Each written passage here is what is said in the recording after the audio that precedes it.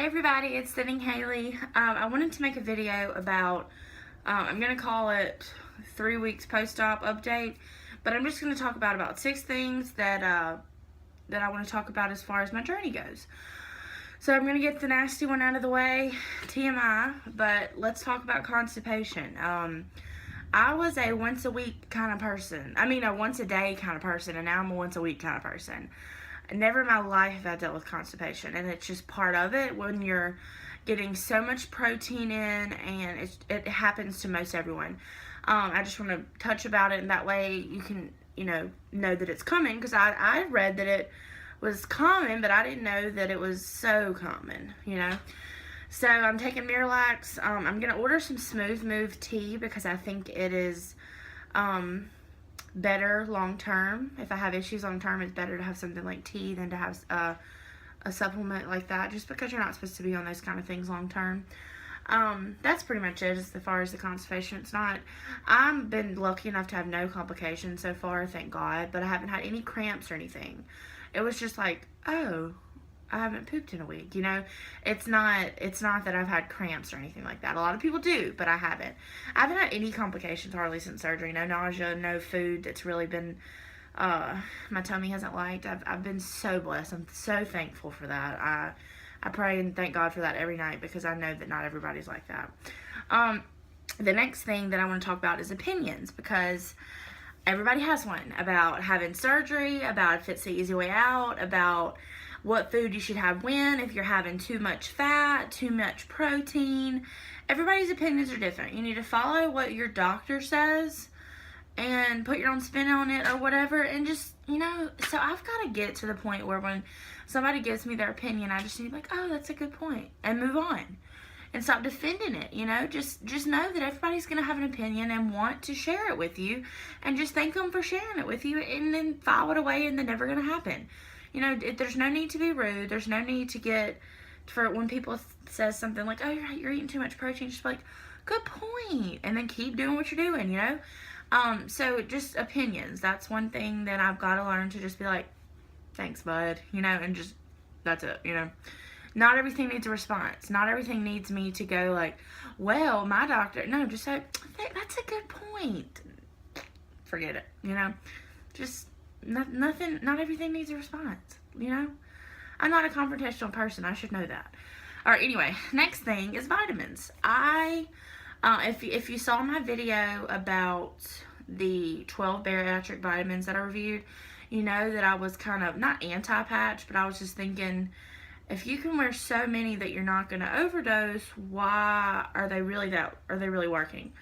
So I was skeptical about them, but after, in the first couple months you're supposed to have chewables just because your tummy is still adjusting, and chewables are freaking disgusting. So I'm using the patch. I think I'm gonna, it's like $20, that's 2 patches, the calcium, because my family has osteoporosis and stuff, and in the bloodlines. I'm just gonna do a calcium one, even though the other one, the multivitamin, has enough calcium, I think. So those are the 2 I do. They're $20 a month each, which is cheap to me.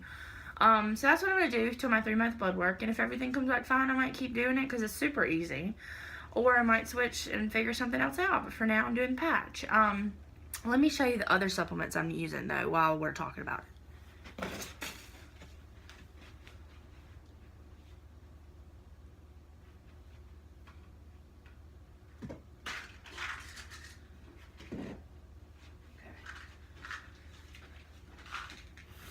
Okay, so I take, the patch does not have enough biotin. I think there's a biotin patch, but I really love this brand, so I use it anyway. It is coconut oil vegetarian soft gels. I get them on Amazon. They're 5,000 milligrams, I think, or mcg, so I take 3 of these a day. I take 2 in the morning, 1 at night. Love them. They're soft gels. They're vegetarian. They smell like coconut oil. Love them. I think they're $15 for 120 on Amazon. Absolutely love them. Super easy to digest. The next thing is potassium. I'm not doing a keto diet per se, but what I'm doing is low carb and high protein, and not really watching my fat too much. Doing, sometimes buying the low fat varieties like in cottage cheese and stuff, but I'm not being like, crap, I got 21 grams of fat instead of 20. I'm not particularly watching. I'm more worried about carbs. Anyway, so when you do a keto diet, it makes your potassium low, which can be bad for your heart. So I'm just taking potassium in case I end up in ketosis or something. So I'm taking potassium. I take one in the morning, one at night. It's 99 milligrams. Got it at Walmart. The next thing I'm taking is Prilosec. I take 40 milligrams in the morning, 40 at night. This is necessary. So necessary. Don't say, I don't have heartburn, so I'm not taking that. It's necessary for healing. It's necessary for everything. The doctor, like I've said 1,000 times, everything they say is for a reason. Do this for 6 months. Don't be stupid. So 40 is what I do in the morning and 20 at night. You could probably do 20 in the morning, 20 at night. I think at the 6-week mark, I'm trying to go down to 20. The next thing is fish oil. Same thing about the heart. Heart disease runs in my family with the possibility of being in ketosis, not being good for the heart. I'm taking fish oil. They are freaking huge, but so far I've had no issue with them. I'm a good pill taker. I have no issue. Oops. So I take one in the morning, one at night. They're 1,200 milligrams. Lastly, it is Constipation. Something I got in Mexico. It's supposed to be good for hiccups and stuff like that. Kind of like Prilosec, but a little different. It comes like this. Got it in Mexico. It was like $10 maybe for a month. So I got like 3 months worth. I'm going to take it until I run out just because you have a lot of acid and stuff going on the first couple months. So anyway, way off track. That's my vitamins. Next thing I want to talk about is skin.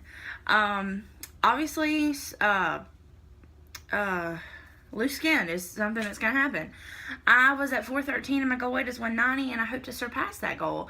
That's a lot of weight. That's a lot of skin. And even with age on my side, you know, so I've researched dry brushing. I've ordered a kit. It should be here soon. You can look into it. Basically, it's just a brush, not like a hairbrush, like a brush.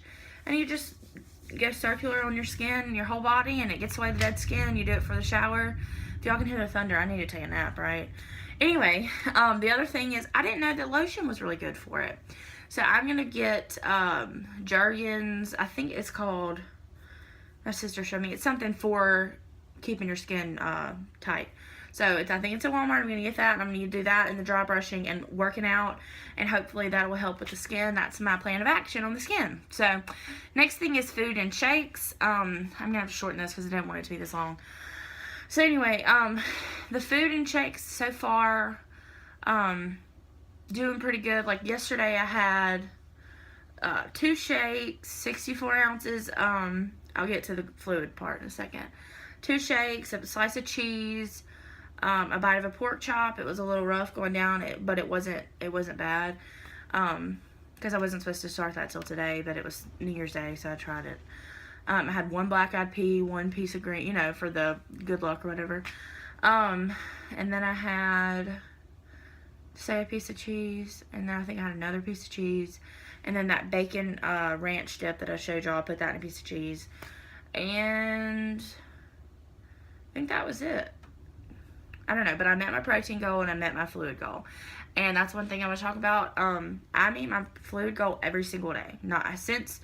Okay, the day that we were allowed to have fluids, I may not have met it, like day 2, but since day 3 and today's 21, I've met my fluid goal every single day, and I've met my protein goal every single day, and I plan on doing that until the day I die. So, if I start out now doing it and don't have any upset, or don't have any days where I don't, and I just keep doing it every day, hopefully I'll never have a problem. So, yeah, making, you know, I'm doing 2 shakes a day, so that gets me 10 grams from goal. So, I mean, just to put that out there. Eventually, I'd like to be on 1 shake a day, but right now it's 2, and that's fine. And I'm doing, mainly doing water, doing some Power Zero, trying to get away from the G2 because it has calories and sugar. But I do like it better than the Power Zero sometimes. So yeah, but I'm getting my fluid goal every single day. It's so important, not just for your weight loss, but for your hydration. Like, it's so, I don't know, maybe that's something I make it important. I make it a priority, so I do it. Like, I haven't missed my medicine. I finished my antibiotics, never missed it. Take my Prilosec every single day. I have it over there in a pill caddy, but I mean, I never miss my medicine, never miss my fluid, never miss a protein. I make it a priority, and I don't, you know, when I make something a priority, it gets done. So that's what it is. But anyway, that's pretty much everything I want to talk about as far as my 3-week post-op update. Thanks for watching, and continue to follow my journey on Snapchat and Instagram. If you're not, if you're only following me on here or YouTube, it's Thinning Haley on all outlets. And always send me food pics on Snapchat. Bye.